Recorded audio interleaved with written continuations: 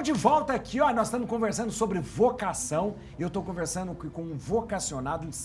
Ele é fráter da Congregação dos Padres do Sagrado Coração de Jesus. A palavra fráter, né, fráter? Significa irmão, né? Isso. Irmão. É porque, na verdade, os religiosos da Congregação do Sagrado Coração de Jesus, assim que eles professam os votos, eles já são chamados de fráter. De fráter. E ficam com este título de fráter até a ordenação. Até a ordenação, quando a gente vai chamar você de padre. Aí você vai... Eu estava te perguntando, alguém lhe inspirou para que fosse padre? Na verdade, não. Não? Né? Tanto que quando eu entrei na congregação, que eu comecei a fazer o acompanhamento vocacional, eles perguntaram por que eu estava entrando. Se era por causa do Padre Zezinho, por exemplo. É porque geralmente o pessoal entra no Padre Zezinho. E na verdade, não tinha nenhum padre assim que me inspirava especificamente, Sei. né? Na verdade, quando eu decidi entrar, foi mais por conta dos sinais exteriores das pessoas à minha volta. Que interessante, né? isso. Então, por exemplo, quando eu não queria, tudo começou em 2010, quando eu fiz um acampamento.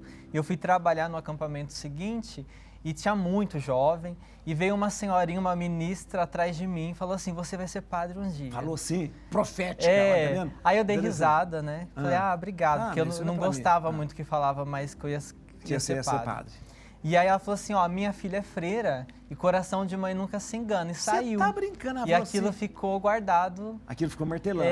Mas eu não contei pra ninguém, segui minha vida. E começou aquela coisa, então, por exemplo, eu saía com a minha mãe pra fazer compra, os vendedores perguntavam, você é seminarista? Gente, achava você com jeito de... E aí minha mãe falava assim, o que eles veem que eu não vejo, né? Porque porque era todo lugar, né?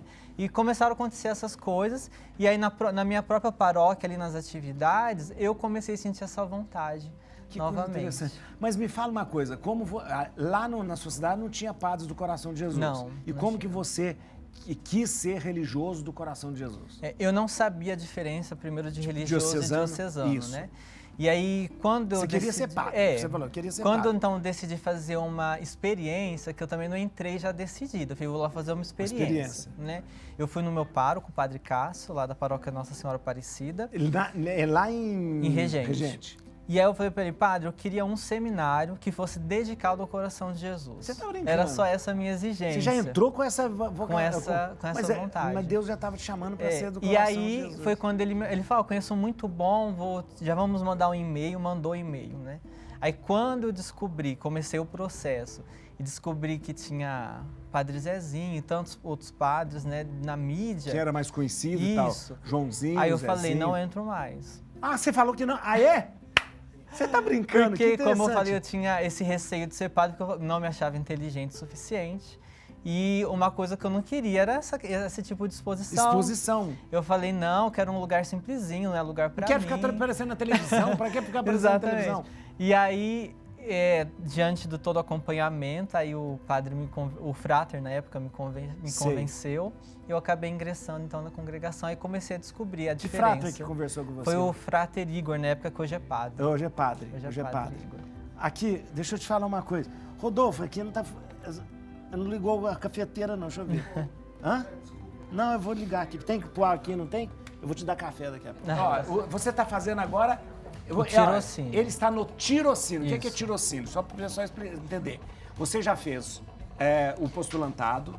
Eu fiz o propedêutico, filosofia, postulantado, noviciado. Aí ele está há 2 anos a serviço da congregação no Instituto Ministerial. Isso é chamado tirocínio. Depois você vai para teologia, a teologia. Por que estuda filosofia e teologia?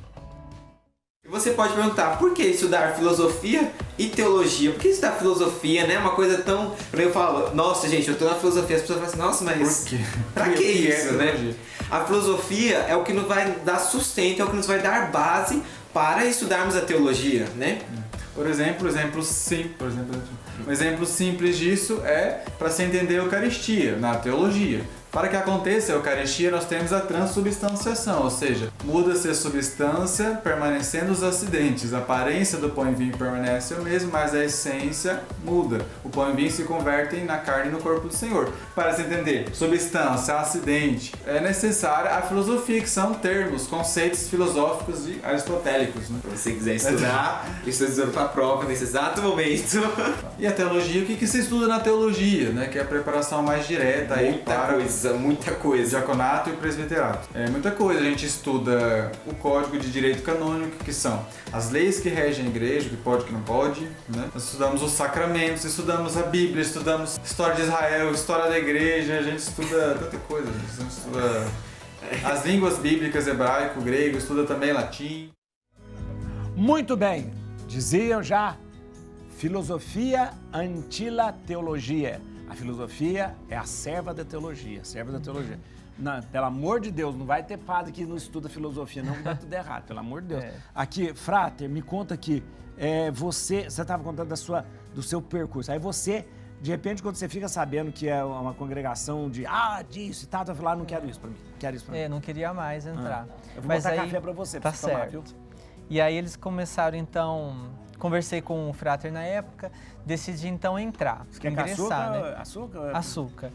Mas só que no meio do caminho ali, fazendo o acompanhamento vocacional, fiz acompanhamento vocacional de 1 ano e meio. E você fazia como esse acompanhamento? Você vinha... Então, que é longe, né? Do lugar longe. Que você tá. Lá em Regente Feijó era longe. Do seminário, de tudo aí isso. Aí tinha que fazer o acompanhamento ou pelo celular, que ainda... Olha que interessante! Ou por e-mail, né?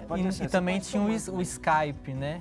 Tinha Skype. Mas só que eu não tinha nada, eu não tinha Facebook, eu não tinha Skype. Tinha nada? Aí eu fiz só para poder entrar Que demais! Para fazer o acompanhamento vocacional. E o celular ainda não era como não era agora, coisa, né? Então era muito difícil também o contato pelo celular, porque ele era de outra operadora.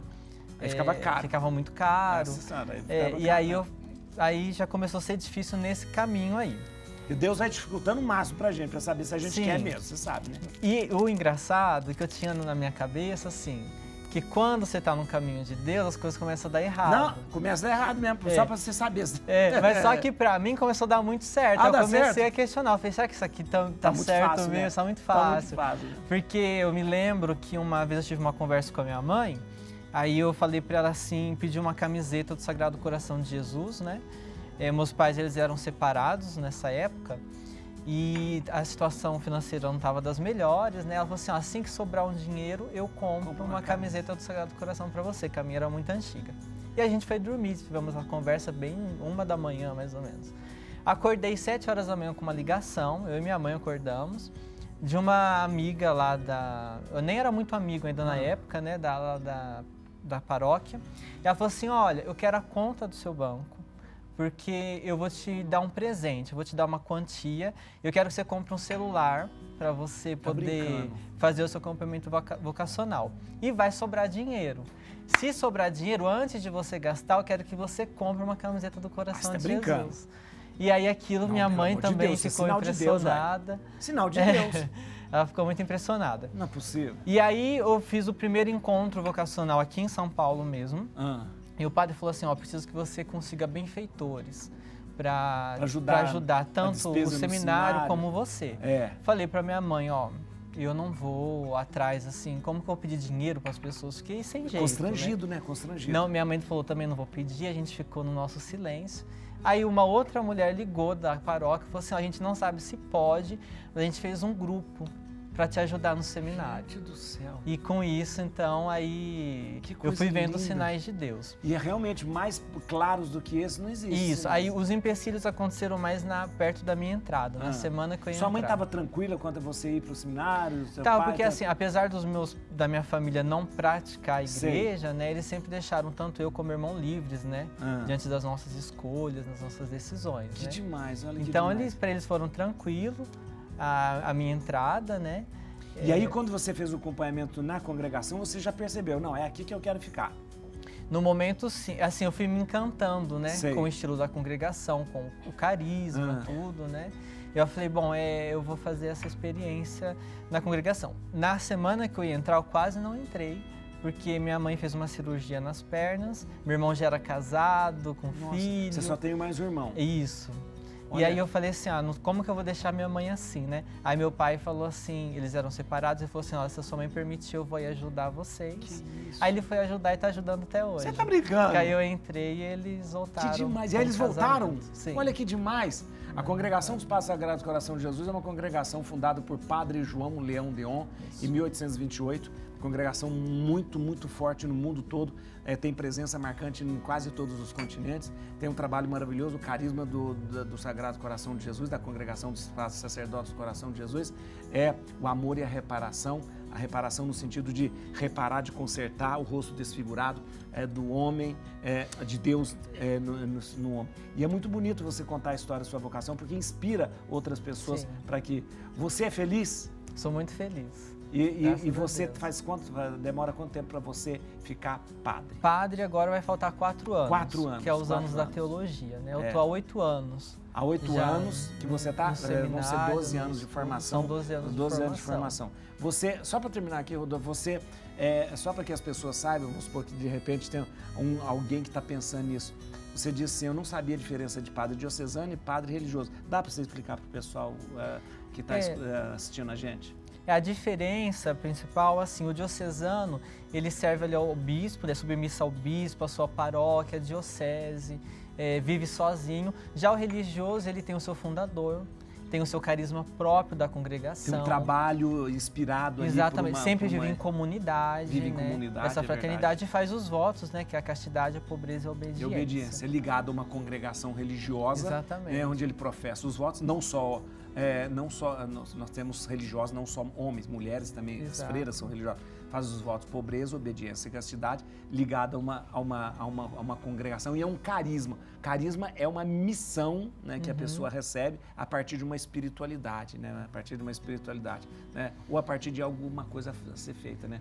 Por exemplo, o carisma dos salesianos, a escola, a educação, os jovens, né, os camilianos, os hospitais, os doentes e tal, né. É isso. Mas, Frater, muito obrigado mesmo. Mais uma vez, eu mando um abraço para sua família, seu pai, a sua mãe, que a gente precisa valorizar muito os pais e as famílias, porque as vocações, elas surgem não de geração espontânea, elas surgem da família, Eu sei que Deus lhe chamou, mas muito do que você tem hoje é porque seus pais plantaram no seu coração, com toda certeza. A espiritualidade, a fé, tudo isso veio primeiro dos seus pais. Então, e o fato de seus pais terem oferecido para a igreja o filho. Então, muito obrigado mesmo aos pais do Frater Janderson por isso. Muito obrigado, viu? Muito obrigado. Parabéns nesse dia do padre, né? Nesse dia do padre. Senhor também, né? Muito obrigado mesmo. Eu conversei aqui com o Frater... Frater... Você tem Instagram? Não, eu sei o seu nome. Você tem Instagram? Tenho. Qual que é o seu Janderson Tales. Se alguém quiser conversar com ele, entra aí no Instagram dele, @Janderson Tales. Também, se quiser, na congregação Caminho Deoniano. É o que? O Instagram? @Caminho Deoniano. @Caminho Deoniano. Olha, você sabe que... Você pode ter celular? Pode. No meu tempo, imagina... Celular, nem computador a gente podia... Não, eu não tô te perguntando agora. Não existia. Ai, meu Deus do céu. Só no meu noviciado que eu não podia usar. Não podia, né? Olha, obrigado mesmo. Frater Janderson, muito obrigado, viu? Eu que agradeço. Olha que beleza.